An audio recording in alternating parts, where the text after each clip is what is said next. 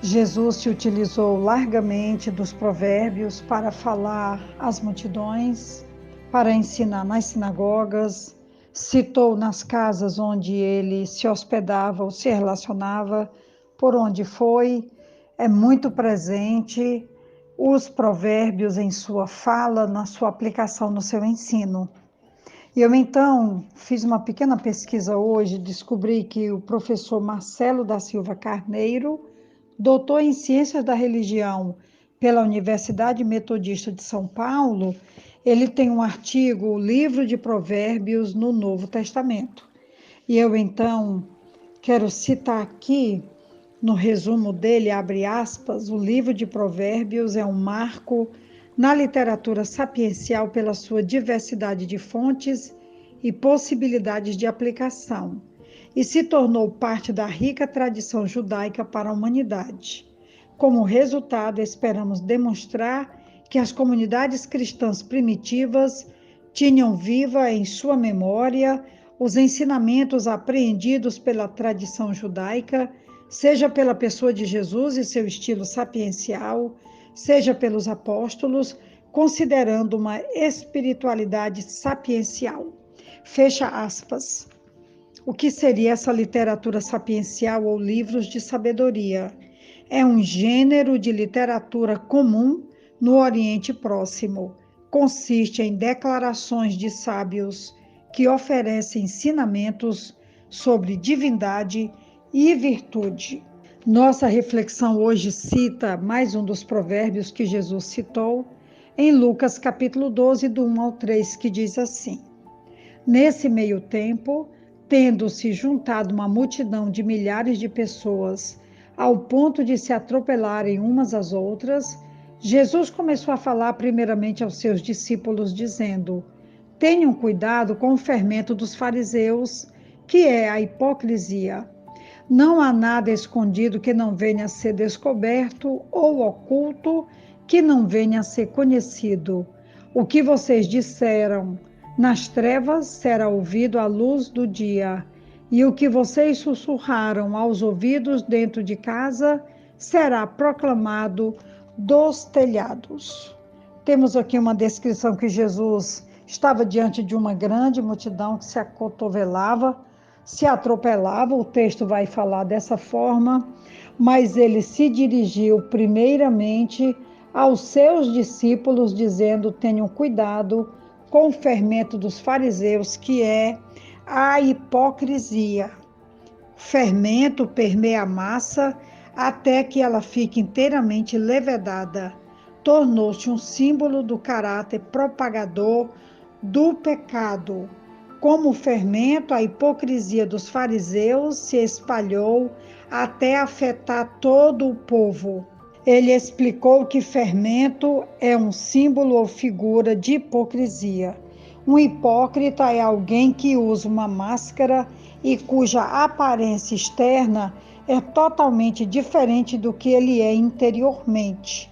Os fariseus se apresentaram como padrão da virtude, mas de fato eram mestres do disfarce. Jesus então chama a atenção dos discípulos para que eles rejeitem esse modelo de virtude, esse modelo de sabedoria, esse modelo de piedade, porque era só aparente, e Jesus então está ensinando os discípulos a realmente trilhar por um caminho de integridade, de verdade, de transparência, para que a nova igreja que está sendo tratada e fundada pelo grande Jesus, o grande mestre Jesus, o alicerce da igreja está na verdade, que é ele, e ele então está alertando aqui os discípulos a rejeitar esse padrão, e ele vai então citar o provérbio que diz que não há nada escondido que não venha a ser descoberto, ou oculto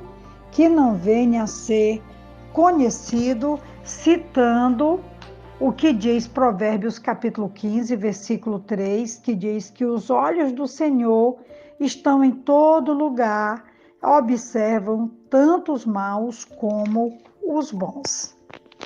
Como a palavra de Deus expõe à luz os segredos da alma, O juízo final revelará tudo o que não for objeto de confissão, arrependimento e perdão.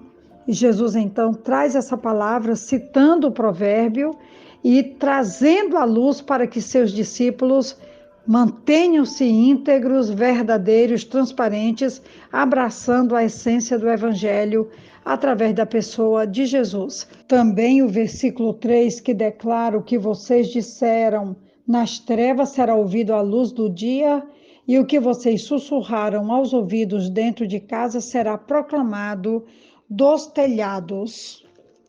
Esse versículo pode referir-se à proclamação pública do reino de Deus depois da ressurreição de Jesus. Depois da ressurreição do Messias e da chegada do Espírito Santo, os discípulos sairiam intrepidamente no nome do Senhor e proclamariam as boas novas ao redor de todo o mundo, como na missão Jesus os chama para testemunhar em Jerusalém, Samaria, na Judéia e até os confins da terra, como realmente aconteceu e continua acontecendo. Então, esses provérbios, eles são uma bênção para a nossa espiritualidade e também para, primeiro, nos tornar conscientes da responsabilidade que a igreja tem de viver o evangelho da verdade.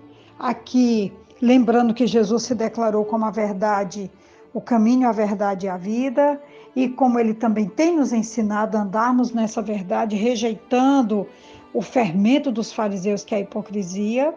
Não queremos esse modelo, queremos o modelo de Cristo, e que depois da proclamação da ressurreição, os discípulos teriam plena liberdade para testemunhar até os confins da terra. É a meditação de hoje, é a palavra de hoje, e eu espero que ela possa cair em bom terreno e dar muitos frutos para a glória de Deus. Um grande abraço da pastora Betinha, que Deus nos abençoe, amém.